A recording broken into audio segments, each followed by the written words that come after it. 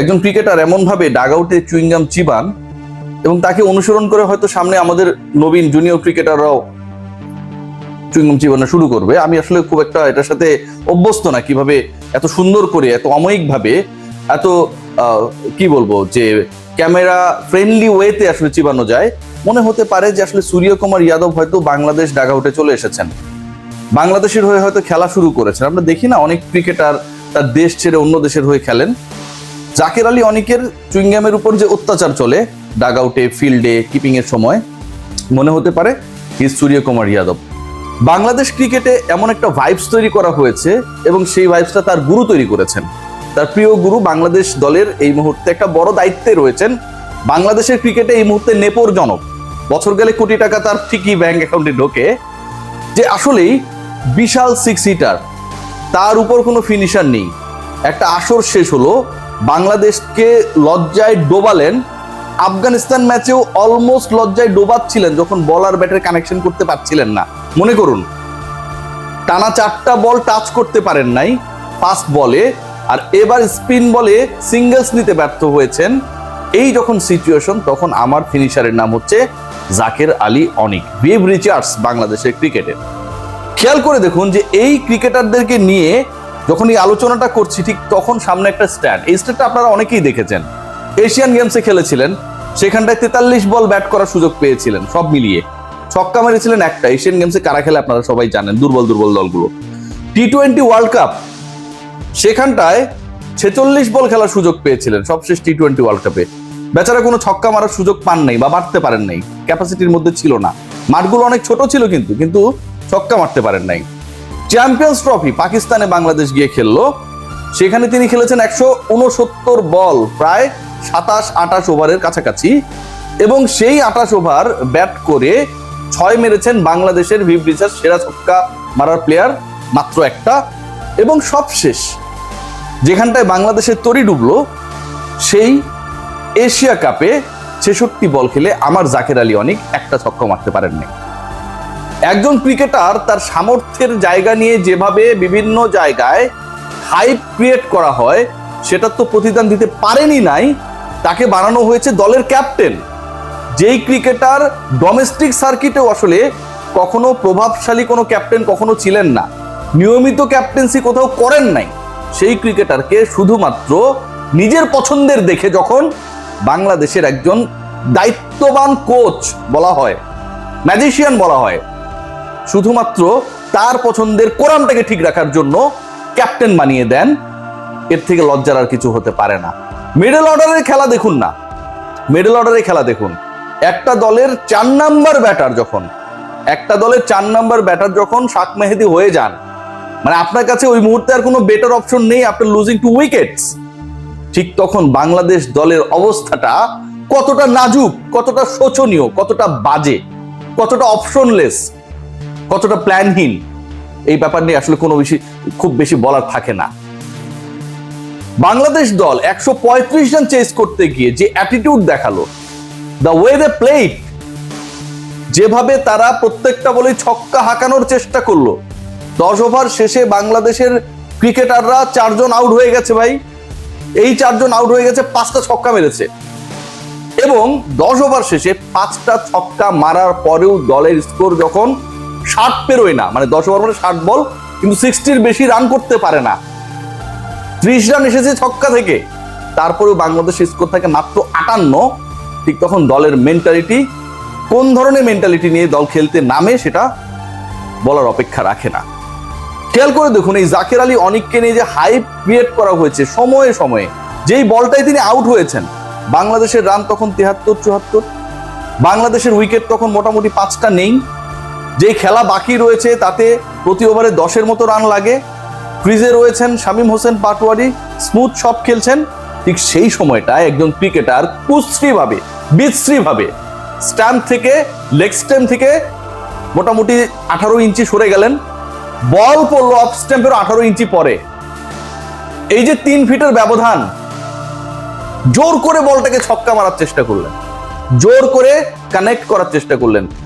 Bowler ball কোথায় করছে, spinner কিন্তু এমন না যে পেস বোলার বল করছে ধাম করে বলটা চলে এসেছে, যখন স্পিনাররা বল করবে আপনি অ্যাটলিস্ট বলটা কোন গতিপথে আসছে সেটা বোঝার মতো যথেষ্ট সময় পাবেন। পিচ করার আগ পর্যন্ত আপনি দেখছেন যে বলটা কোথায় যাচ্ছে। আপনি যদি আপনার জায়গায় দাঁড়ায় থাকেন, লেগ স্ট্যাম্পের 18 ইঞ্চি দূরে সরেও নাও যান, আপনি যদি আপনার জায়গায় দাঁড়ায় থাকেন তারপরেও তো অফ স্ট্যাম্পের বাইরের ওই বলটা আপনি সুইট কানেক্ট করতেই পারেন। জাকের আলী অনেকের সেটার কোনো প্রয়োজন নেই। কি কুশ্রী শট, নিশ্চয়ই স্ক্রিনে আপনারা সেটার স্ক্রিনশট দেখছেন। তাওহিদ হৃদয় বাংলাদেশে আরেক ওভাররেটেড ক্রিকেটার, এবং তাকে নিয়ে দীনেশ কার্তিক বলেছে যে আসলে দিনের পর দিন তাকে কেন এত ওভাররেট করা হয় সেটা তার জানা নেই, এবং তিনি যে শর্টস গুলো খেলেন তার অধিকাংশই রিস্কি শর্টস। এক ম্যাচে ভালো খেলার পর আমরা একদমই, যারা আমরা সমালোচক ছিলাম, তার স্ট্রাইক রেট নিয়ে কথা হচ্ছিল, তার এক্সিকিউশন নিয়ে কথা হচ্ছিল, ভগবানের কাতারে তাকে দিয়ে দেওয়া হলো। লাস্ট 2 ম্যাচে কি খেলেছেন, গত ম্যাচে কি খেলেছেন, 135 চেস ডাউন করতে বাংলাদেশ যখন ব্যাট করছে, তাওহিদ হৃদয় ঠিক এমন একটা পজিশনে ব্যাট করতে নামলেন যখন আপনার নিয়মিত ক্যাপ্টেন লিটন কুমার দাস ইনজুরির কারণে 11-এর বাইরে, এরকম একটা গুরুত্বপূর্ণ ম্যাচে লিটনের পজিশনে আপনি ব্যাট করতে নামলেন। আগের বলে, ঠিক তার আগের বলে অল্পের জন্য আপনি রান আউট করালেন না ইনফর্ম সাইফ হাসানকে, বেঁচে গেল, মিসআন্ডারস্ট্যান্ডিং এর কারণে বেঁচে গেল ফিল্ডারদের। তারপরের বলে আপনি শাহিন শাহ আফ্রিদিকে পেটাতে গেলেন।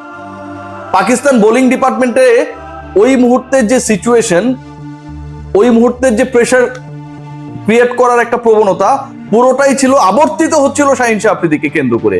আপনি তাকে চার্জ করতে গেলেন, উইকেট বিলিয়ে দিয়ে চলে আসলো। শাক মাহেদিকে বাংলাদেশের ক্রিকেটীয় সার্কিটে কখনো আমরা, ওই যে থাকে না ক্লোজ ডোর অনুশীলন, একটা ফাইজলামও তৈরি করেছে Bangladesh cricket board and mister কি বলবো .. পং। এই যে একটা তৈরি হয়েছে সিচুয়েশন যে ক্লোজ ডোর অনুশীলন আধা ঘন্টার বেশি কেউ দেখতে পারবে না, এই ক্লোজ ডোর অনুশীলন কিংবা ওপেন অনুশীলন কিংবা ম্যাচ সিনারিও প্র্যাকটিস, কোথাও শাক মেহেদিকে আপনি 3-4 ব্যাট করিয়েছেন, প্র্যাকটিস করিয়েছেন, এরকম একটা অবস্থা তৈরি হতে পারে। শাক গিয়ে ওখানে কি করবে, কখনো করা হয়নি। কিন্তু ইন্টারন্যাশনাল ক্রিকেট যখন আমরা খেলি, যখন আমরা সত্যিকার অর্থে প্রতিপক্ষের বিপক্ষে ডু অর ডাই ম্যাচে নামি, ফাইনালে যাবার ইকুয়েশন যখন সামনে থাকে, ঠিক তখন আমরা তাকে ওয়ার্ল্ডের one of the top bowling অ্যাটাকের বিপক্ষে নাম্বার 4-এ নামিয়ে দিই। আমরা যে জিনিসটার প্রিপারেশন নেইনি কখনো, সেই কাজটা আমরা করি ম্যাচে গিয়ে।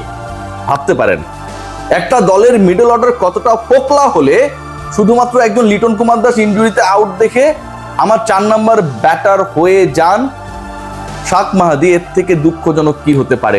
ওপেনিং আছে আমার, টপ অর্ডার ঠিকভাবে নেই, 2 জন ওপেনার ছাড়া 3 নম্বরে তাওহিদ হৃদয় চলে না। এরপরে আমার লোয়ার মিডল আর ফিনিশাররা শুরু হয়ে গেছে। বাংলাদেশ ক্রিকেট কতটা পরিকল্পনাহীন।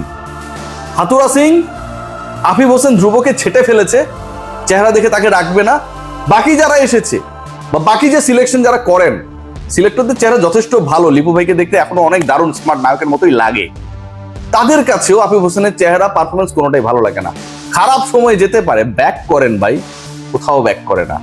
মাহিদুল ইসলাম অঙ্কনরা প্রপার মিডল অর্ডার ব্যাটার, তাদের কোথাও অবস্থান থাকে না।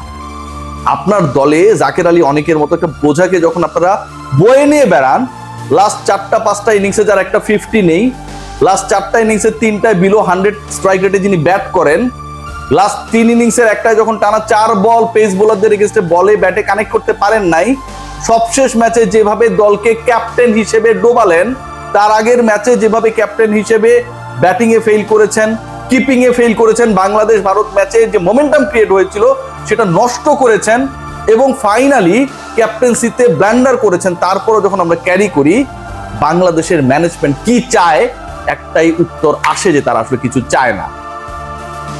একটা দলকে নিয়ে আমরা এমন ভাবে মাঠে নামি পরিকল্পনা সাজাই যে ভারত ম্যাচে আমরা হেরে যাব, সেরা দল নামাবো না, আর আমরা পাকিস্তানকে হারিয়ে দিয়ে ফাইনালে চলে যাব। চিন্তা করেন না, এদের পরিকল্পনা পাবেন, ভারতের সাথে আমরা সেরা দল নামাবো না, পাকিস্তানের সাথে সেরা খেলাটা খেলে ফাইনালে চলে যাব। বলে রাখছে মনে হয়, থাকে না যে সবকিছু আল্লাহ তাআলা লিখে রাখে পৃথিবীতে কি ঘটবে। এই আল্লাহর লিখন যেন সবাই আগে থেকে বুঝে গেছে যে ভারতের সাথে আমরা পারবো না, পাকিস্তানকে হারায় আমরা চলে যাব। যে কারণে ভারতের সাথে আমি তাসকিনকে খেলাবো না, শাক মেহেদীকে খেলাবো না, বেস্ট 11 খেলাবো না। ওয়ার্কলোড ম্যানেজমেন্টের যে ফাউল থিওরিটা দেওয়া হয়, এটার থেকে জঘন্য কোনো কিছু হতে পারে? 3 দিন 4 দিন বিশ্রামের পর ওয়ার্কলোড ম্যানেজমেন্টে কি আছে? তাসকিন আহমেদ টানা 2 ম্যাচ খেলে কি হবে?